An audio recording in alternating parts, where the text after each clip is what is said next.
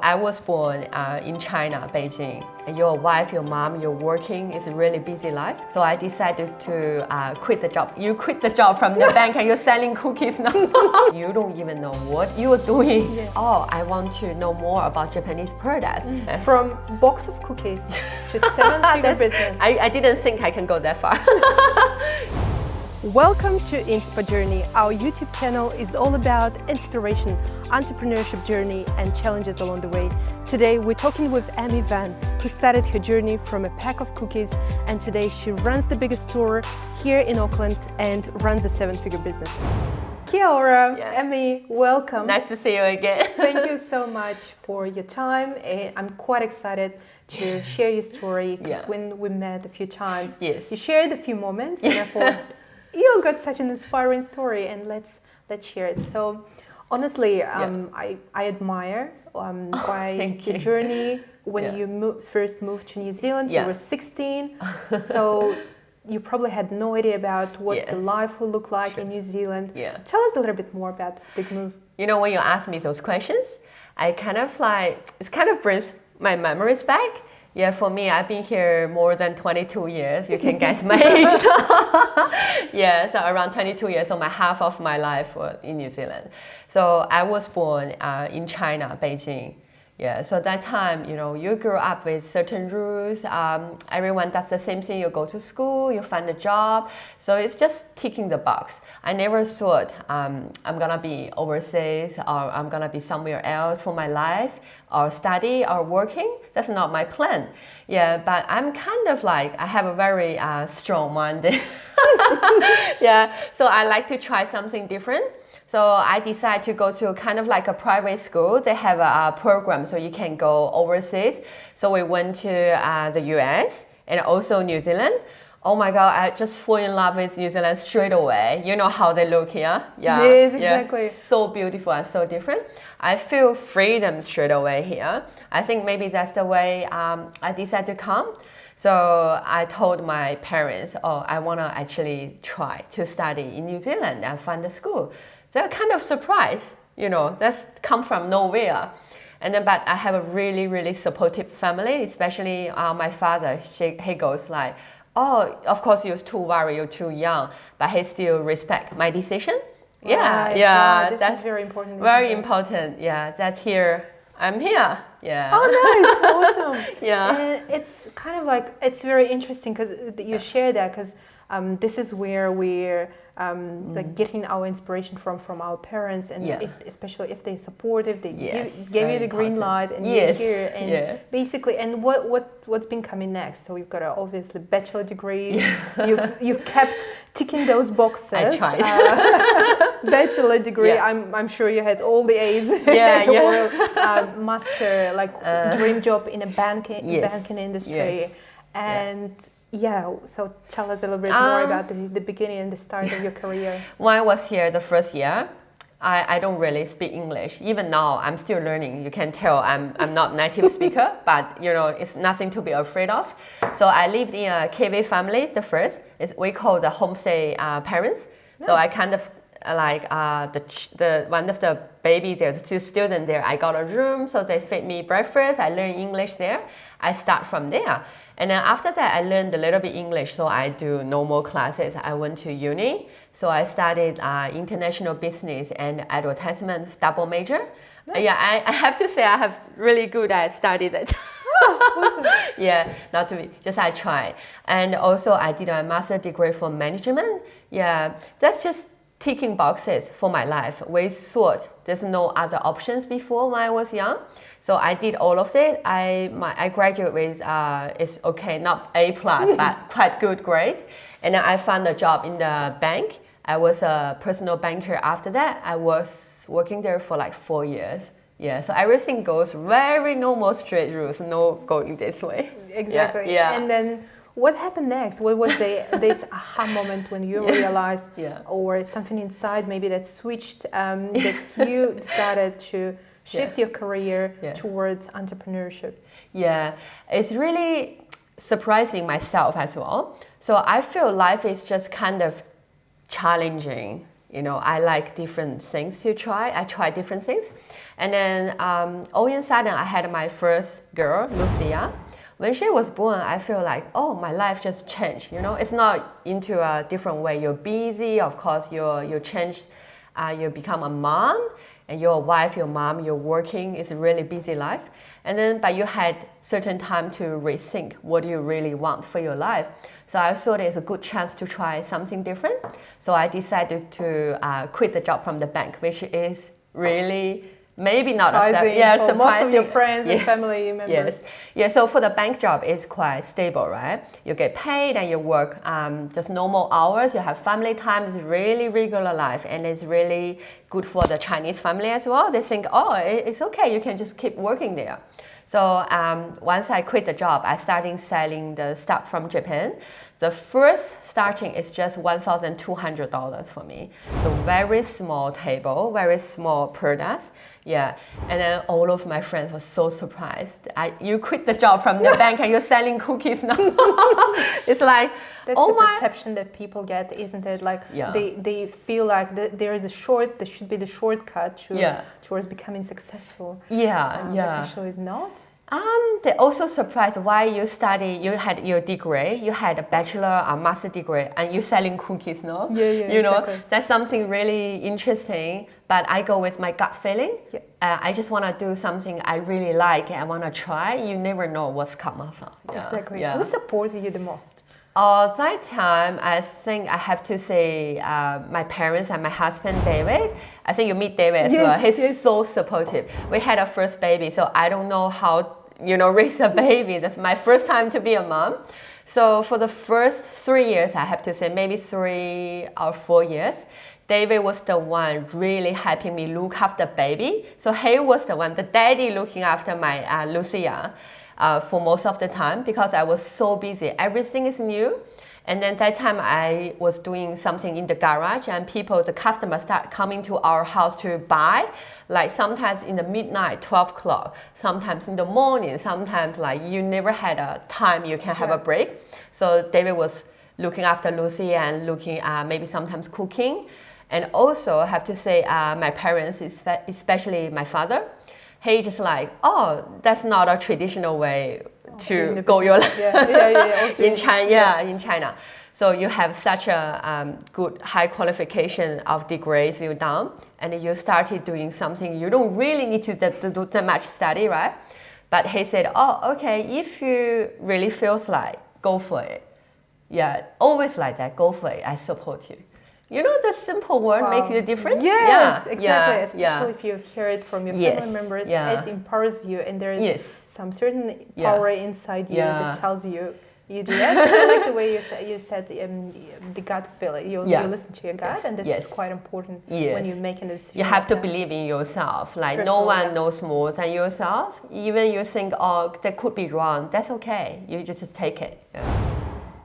So, first years in business, obviously the most challenging, hard. Probably a lot of lessons learned. Yes. But what have they been of those highlights from the first years of entrepreneurships, and maybe share some key lessons? Yeah, there are actually a lot you can think, right? First off, the most important, people understand. People don't understand you, like my friends or the customers, they don't know where you come from. Oh, you're selling the product. Do they really trust you? You never had the same thing before. And all of your friends, they're kind of like doubting you. Oh, why you do that? How long you gonna keep doing this? You have all different voices come to your mind. But like I told you before, I have really supportive husband, and my parents as well. So for me, it's make easier. You have to be really strong for the first year because you don't even know what you are doing and how long you can just keep so hard. So first thing, one is that, and second is you don't know like supplier chain. the products, how to choose the price and how you're gonna sell it, how to you post it or they come to the shop. Like every single thing, even the small part is new, but brings a big challenge for you. So for the first year, I think you just have to be relaxed and keep going. So you make a lot of mistakes. The only one thing important is just you have to learn from mistake. That's it. Don't be afraid of making. You have to try. If you're afraid of anything happening, then you can't come up with great result. You learn. Yeah. So that's the first year. Did you pick the products? So which products to sell? Is it like intuition? Is it more like a market research that you've done? It's hard to say. So I had a good friend. Her name is Momo. So now she's my business partner. She's a Japanese girl. So all the inspiration from one time she brought a nice cookie from Japan for me. It kind of opens my world. I never tried that. The Japanese food. Oh my God, that's so nice. I was thinking, what is that? I never tried any cookie like that, delicious. So that kind of opens, I want to know more about Japanese products. So I start searching and I found out more like a cosmetic as well, like cookies, like lunch boxes. Everything is just so nice and so cute. I wanted to share with other friends in New Zealand, also maybe friends in China. So that's how I started. So I just tried feel and I start doing research, and my friend's mom actually helped me for the first few lot. Yeah, right. So we bring a lot of particular famous Japanese cookies to New Zealand, and all of the customers just love it. Yeah. Wow. Yeah, I should bring you one. So good. How many products do you have now in your store? Oh my God. I had the starting one, I was in like maybe I told you $1,200, like maybe just this much, like a table. Table. Yeah. And then now I had a full shop of it. I think maybe 20,000, 30,000 different kind of product. Yeah. Wow, even I was surprising. That was impressive. Yeah. It really is. I didn't think I can go that far. I mean, you've got 3 business partners. It's quite a lot. Sometimes you might find it challenging because people might have different vision. Oh, very different person. Yeah. And how would you keep this balance within your company and help your company grow even better? Yeah, I think there's a lot of business owners facing the same problem. Having shareholders or business partner are really good. They give you different ideas, opinions you do together as a team. But also they have a negative side. It's just like a marriage, you're not always good. So we have total, including me, 4. Think about our marriage, how hard it's gonna be. So we have IT guy. He really helped me with starting our website. He's focused just on IT. And Momo, the Japanese girl, who have the Japanese side, our clothing side, and the manager, Queenie. She's like operating side. And we all have other girls working for. We are like a family. Yeah. So the most importantly, you have to be open to each other. And one word you always remember is like respect. Yeah. So I'm good at those kind of things, right? You have to focus on what you're good at. Don't force other people to have to do something as good as you. You ask me to do IT, I can't, Yeah, so we kind of share job really equally and then do whatever we focus on, and we make it like integrate to a team. And then we just always ask other people's opinion, and then have to set up really good goal. So our goal is the same, to be good for the business. No personal, emotionals inside the business decision, really important. Yeah. And you're the one who brings all the inspiration, all the strategic part and vision for the company. Yeah, I try, because I think I'm doing mostly like marketing strategy. What's the goal for the company for next year? Like I'm focused on the big part, and they really respect my decision. And then so I'm not touching other people's field, and then we come up idea together to move on. Yeah, love it. yeah, but we're not always that good. You know, you always have some moment, you know, especially me and the IT guy. I'm not IT person. I don't understand what he's talking about. But just why, you know, you have the moment, but it's for the things, not for the people. So you have to keep working like that. And put the customers first. Yeah, exactly, customer and first, their business experiences. first. Yeah. Awesome. Yeah. One of the things that I realized from a supply chain, from the e-commerce side of it, it's obviously quite important to keep the balance between obviously offline sales and online sales. So you've got both of those channels, and you also survived during this hard times for the last couple of years through the pandemic. So tell us a little bit more about your maybe overall marketing strategy, the way you would, why you stand out from a crowd and why people come to you. I think like for our business, like retail business, you start quite, compared with other business, maybe slightly easier. You know, you can just start from with little money, little products, but after you go into the industry, you may feel harder because the competition is, oh my God, it's huge everywhere. People just can't do the same thing with lower price, or something similar with different product but much lower. The price is really important. They just compare. Yeah, but what I want to say, I think for the past 3 years, you know, it's really hard for the business. A lot of business, they just go shut down, they close, they go really even they're stressful for the owners, same as us. But we are, I think important you do plan A and plan B and also plan C sometimes. All plans. Yeah, that's really important to be prepared. Yeah. So we have a IT guy. So we always focus on the IT part mainly because nowadays, you know, people just shopping online more. You can't just have a physical store. You also have choices for the people. So that's kind of saved our life during the pandemic. Yeah, when everyone shut down the first-time level 4, we are not allowed to even do business. So we stayed home. That gives us a little quiet time to think where you're gonna go. Yep. So after that, which direction you're gonna go. So after that, we'll focus 80% more on the online e-commerce rather than the physical store. So we're making our physical store like a storage, you know, the pack and save style. Yeah. So you can save some cost with the fancy style. You save some like decorations, like you're cutting costs from this side. You can also come to the shop to buy, but it's not like a fancy. We're doing really different way. And 80% we're doing online, so we put more money on developing our apps. We call 小程序 in Chinese, like you know, really a good way to selling, and also the website.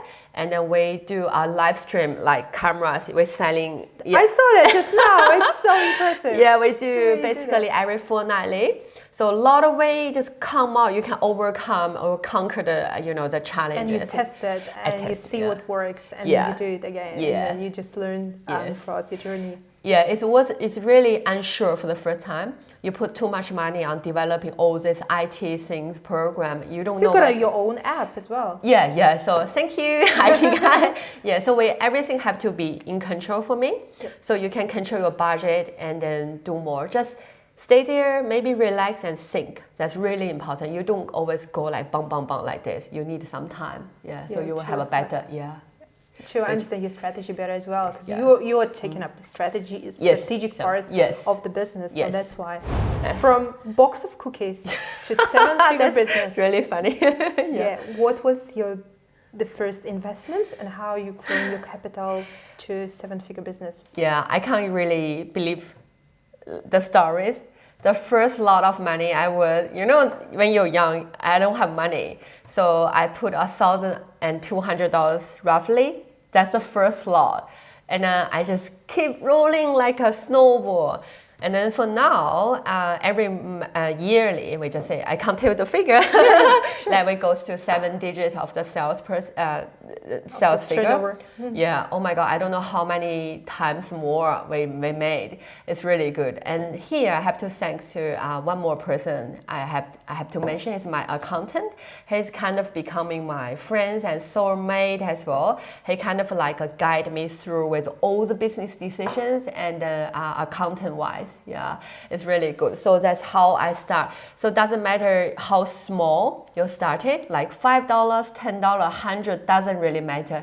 Just keep doing what you need to do. One day when you look back, 1,007 digits, that's really different, I think that would be motivate more people. You know, you deserve a better life for that. We're now into moving, like, I'm really curious to know more about, David also runs his own financial company. Oh, that's the hard part. Yeah. 2 entrepreneurs in a family. Yeah. How do you guys keep the balance? How do you raise the kids? How do you find the time for, for each other, for the kids, and maybe you can outsource some of the housework? Yeah. For me, business and marriage, they're kind of similar. They're different, but similar. Yeah, it's really hard to balance your life. I have 2 girls. One is 10, one is 5.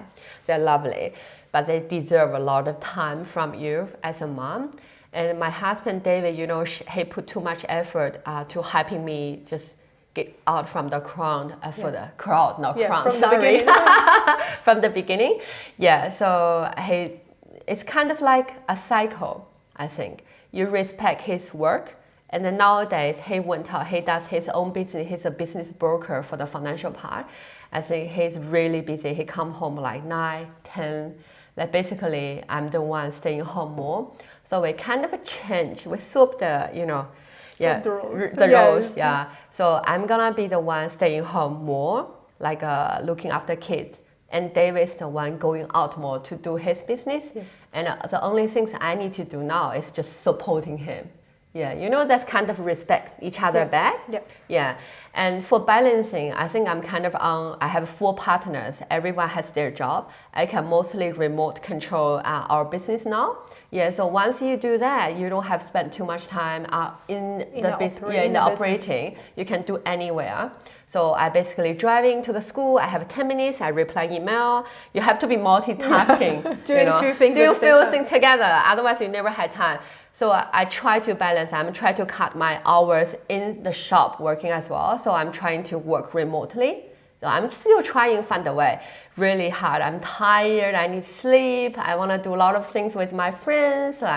But you have to find your own balance. Husband and family are always the most important thing. If you have a good family support, you will start from there.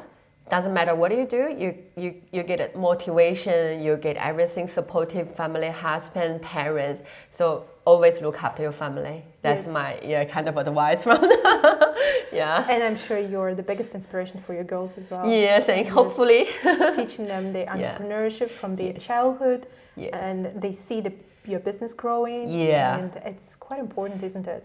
It's similar to my own family as well. My father was running a big business as well. I kind of learned, I grew up like that way. I learned from my dad as well. So you always had this entrepreneurship bug sitting inside you. I didn't find out. I didn't know before. It's all come out at once. You never know. Life, just unwrapping the present sometimes. You never know when this is unwrapped. Interesting. I mean, what's your biggest dream? I know you've got new, very exciting upcoming projects, and maybe looking at the different types of other industries as well. So tell us a little bit more. So I don't have a particular dream. I have to do something like that. I'm really kind of follows my heart. I'm like freedom person. Yeah. So for now, I've been in the retail industry for almost 10 years. I still love it. I still have the passion. But I think life is really, really short. I'm already this age. I need to move on. I like to try all different things. And my father, I think I told you before, he's a businessman, but he's doing like still construction works, buildings, like designs, architect, all sort of things. And I wasn't really interested in those kind of areas before, but all of a sudden I changed, my gut feeling comes again. So now I'm more interested in construction side. I want to learn a totally different. That's interesting. I don't know, from banking, retail, and then construction. That's my dream. I'm not sure yet, but I already start some plan inside my mind. Maybe 3 years later when you see me, I changed my job already. I'm like construction side with that. That's good stuff. I kind of like design. It's important to try something new, something different, and that's how you would understand what's actually yours, right? So, I don't know whether I'm gonna be successful or I'm gonna be really gonna get enough money for feeding my family if I move, but worth to try. You never know, really. Life is just beautiful. You don't know what's in 10 years, where you're gonna be. I don't even know I'm gonna sit here with you today. Yes, yeah. And then we meet 12 months ago. It's really nice. Yeah. 100%. We'll Surprise. do it, for sure. What would you advise for the beginners, entrepreneurs, Younger the ones person, who just start their journey? Yeah. And they may be thinking about some short way of doing the business, but in reality, it kind of takes the time and it takes the dedication and a lot of inspiration and motivation. Yeah, actually a lot. But I think when you're young, you're always excited with everything. Like you want to do this quick, you want to do that quick. Yeah, my advice for a younger person, if you want to start your business, I think the first, you have to remember there's no shortcut for sure. Doesn't matter what you do, how talented you are, you have to start from zero and you go 1, 2, 3, you can't jump. There's always no shortcut. If you think there is, you must be going wrong. I think, in the whole life, the business world is no. So that's the first one. The second point, I think is really funny, simple, but for me it's useful. For the young people, you need to get up early. I know it's funny, but when you get up early, I try to get up 5:30, 6. I try to get up really early. You can do whatever things you want to. You kind of feel you control your life. You know, that make your whole day really different. People may laugh, what makes you successful in business with getting up early? You try a few days, you will find out. That's really interesting one. Really. Yeah. And the third one is, I think, don't really care what other people say about you. That's very important. Keep you mentally really healthy, and then don't get stressful with all the things. You will face a lot of challenges, like you will never think about it. You will meet the people you never thought how they do this way. You know, you will get surprised first, but no stressful. You will always find out a way, learn from mistake. You have to compete. The only one people is yourself. Yeah. So if tomorrow, like today, for example, today, I'm better than yesterday, even a little bit like this, you're okay. So don't compete with other people too far away from you. You will get there. So when you look down, you will find out, how did I get that far? You will surprise yourself. So be really stable, slow, compete yourself. Yeah. Love it. Yeah. Awesome. That's the advice. Yeah. Other thing that it always comes with the biggest mindset and mindset work around entrepreneurship. Yeah. How do you refill your cup, and what are you getting your inspiration from? I think when we meet, we know each other. We're kind of always self-motivated. I don't know. I think I grew up, the childhood experience from my parents is really important. That's always having a motivation from my father especially. And my mom just brings the kindness to people. And I learned both from them. So that's kind of inside my mind. I have to keep that way. Also, I think my gene just tells me what to do. I like doing different things. That keeps it, I just look at the positive side more than negative side. You know, you will find out the life is more, you know, beautiful than what you think. If you focus on the small part is not that perfect, you can't move on. So you find your own way to inspire yourself. You know, you have to be yourself. Everything, like everyone else have been taken already. You don't to be like, I want to be you, I want to be some famous people. No, just be yourself.